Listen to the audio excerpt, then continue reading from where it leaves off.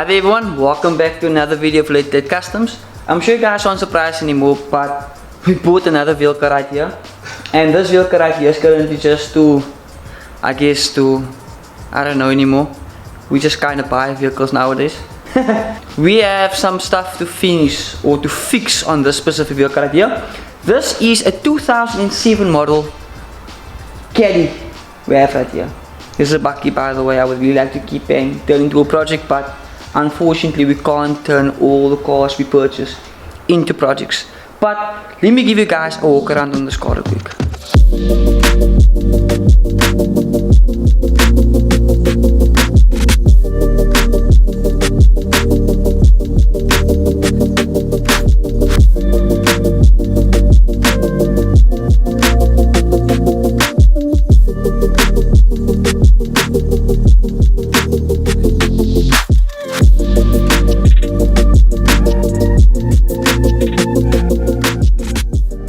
You can see this is a 1.6 carburetor right here. Currently we have an intake manifold leak which we need to fix real quick. And this is a 2007 model Caddy right here, which came out in the new spec interior. This is a new spec doors, new spec fenders, new spec dash, new spec seats. This is a complete new spec from factory. And the mileage is a bit high on this. It's on 288, as you can currently see right there, but it is actually very neat. The paint needs some TLC. See all the black dots right there. At the back it becomes a bit worse. You can see right there, all that black dots right there. I think it's a tar that's currently on this bakkie, and we need to get all of that removed. We need to get the wheels properly resprayed. We need to get the rear cabin here rubberized once again to make it look like a neat, because I think this was actually someone's work bakkie before this. And tires on new, the thing was actually very well maintained but neglected in a few aspects. So third gear grinds, and that's one thing. It doesn't always grind, but most of the time it grinds. It struggles to start in the morning whenever it's cold. Whenever it's hot, starts up quite easy. It has a gasket leak between the carburetor and the intake manifold, which we need to fix because we actually already got the part right here.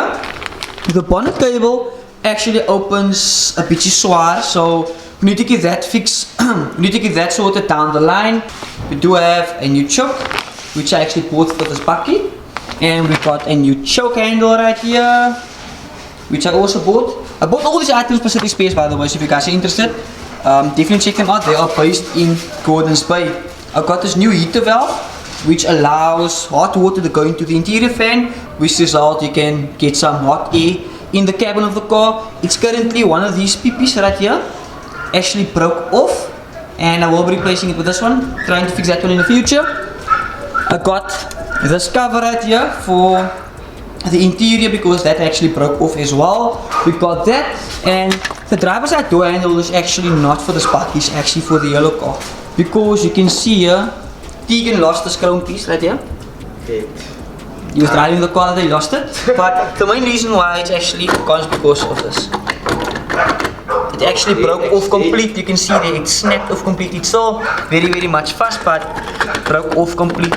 Can't even get it back on, but yeah, we need to get that fixed on the yellow car as well. But besides that, this Caddy is actually in the overall very nice condition. It has a few rust spots right here, not completely rusted through. I think this is mostly surface rust in this section right here, and the windshield is a bit out here, needs to be pushed back in. I'm gonna see if I can do that myself. Maybe just touch it up, clean this up a little bit, just touch it up for the time being, because I think the body is overall in a very good condition compared to, well, what you would think it's supposed to look like. As you can see in the interior, it is quite neat. The previous owners did actually clean it up quite a bit. That speaker is different from this speaker right here. This speaker right here actually has some nice LED lighting on it. You get that sorted. You can see there, you need to open the bonnet latch with a tongue for the cable right there. This cover is missing, which we actually bought. It has a radio in, USB aux radio Pioneer, that's quite fine with me. The blow, everything works. It's held in with sticks right there and there. But in overall, It's actually quite nice. And the main problem right here, check right here, so if you want to put reverse, you can like literally put reverse without even pressing it down. That's something we need to fix with the linkages as well.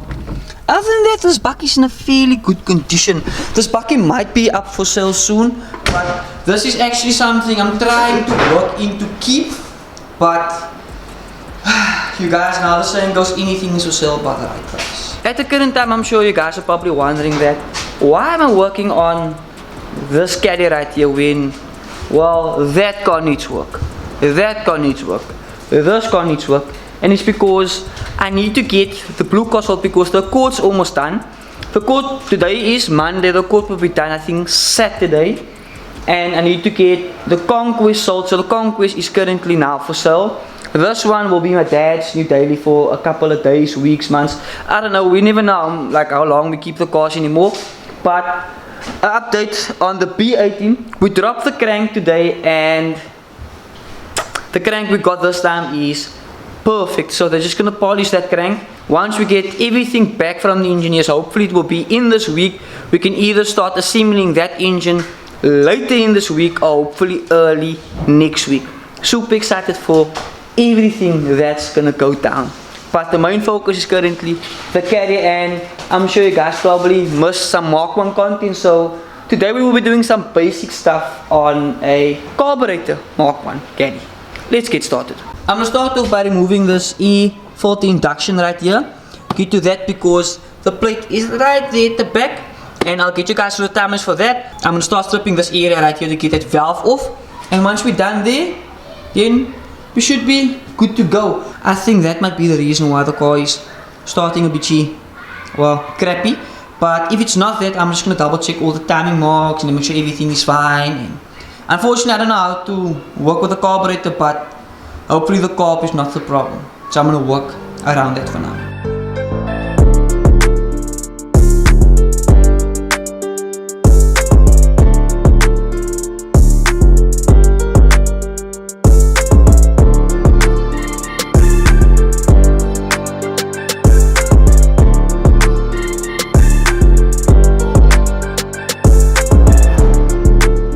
Here you can see we have practically the brand new base plate right here. I just, well, open it up, and this is the old one that's on there. So you can see it looked a bit bad.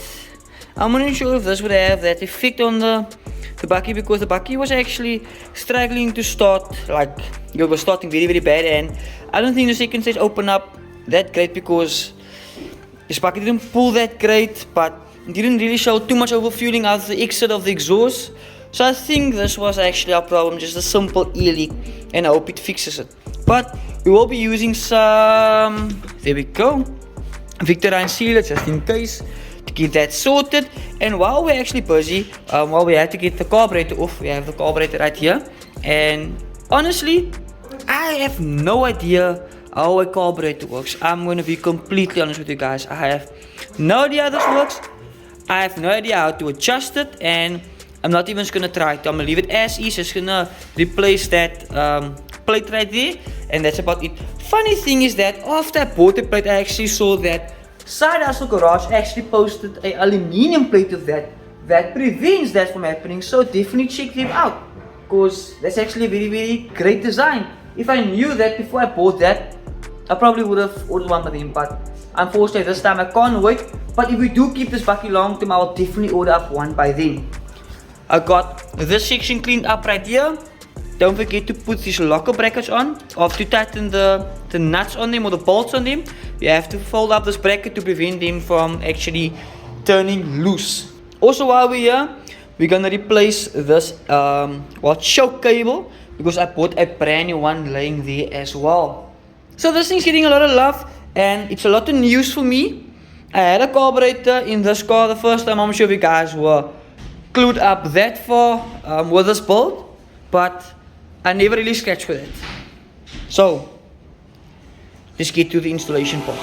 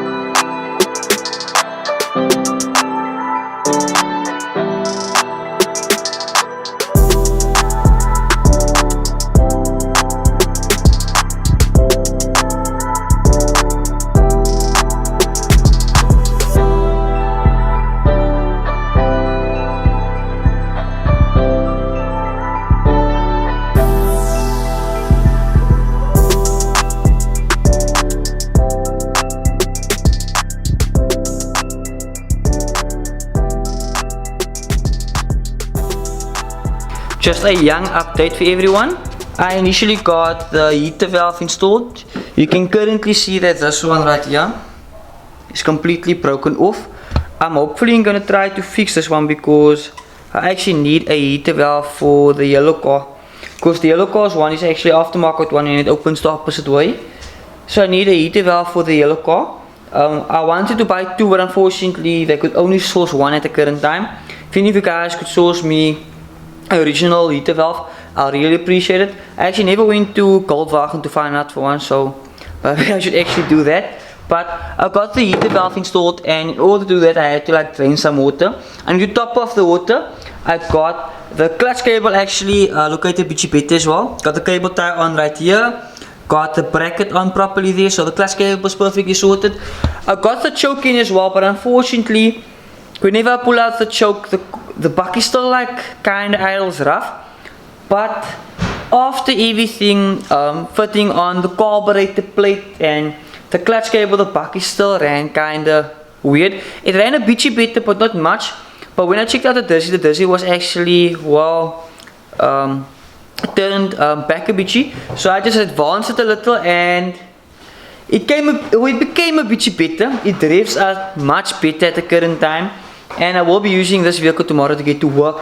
So I'll probably update you guys in the next video how it is, because it's quite late and we have like two cars standing behind this bucket at the current time, so it's going to be a bit difficult to do that. But what I will be doing, I'll just start up the bucket real quick. I'll first top up the water, start it up, and I'll show you guys how it actually revs up, which is quite insane. I kinda miss working on Mark 1s. This is quite the experience for me, and I'm really trying to make a way to actually kinda keep this caddy because of how my dad's previous caddy was and how it turned out. I think I could actually pull it off with this one right here as well, but this one actually needs much more love than my dad's previous caddy. So let's top up the water real quick and let's get this caddy started.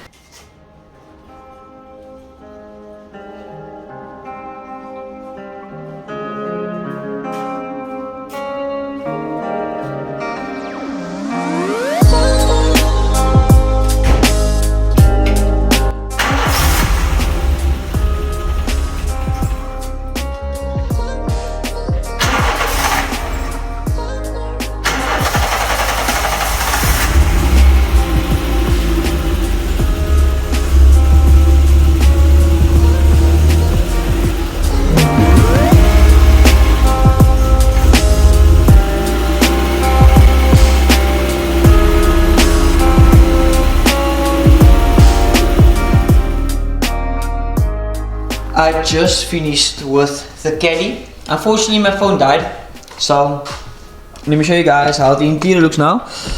I actually fixed up a few things like the door handles, kind of fixed up as well. One problem I'm having currently, I'm not sure if I installed the heater valve the wrong way, but if it's on hot, it blows cold air. If I put it on cold, it blows hot air. Same problem I have with the YT. I think I might be the reason why that's happening. I think I might be connecting it up wrong. Please do correct me in the comment section down below if I am doing something wrong or not. But this far, the caddy is actually not too bad. So check out here. If I had to start it up, look at it, it's still quite a bitchy warm though. Neutral. But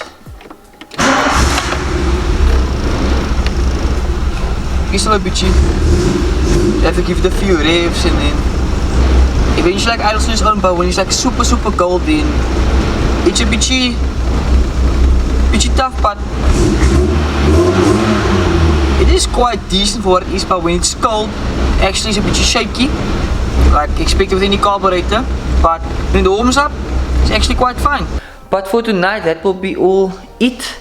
Unfortunately, I have work tomorrow, and this is the only thing I could actually get done today.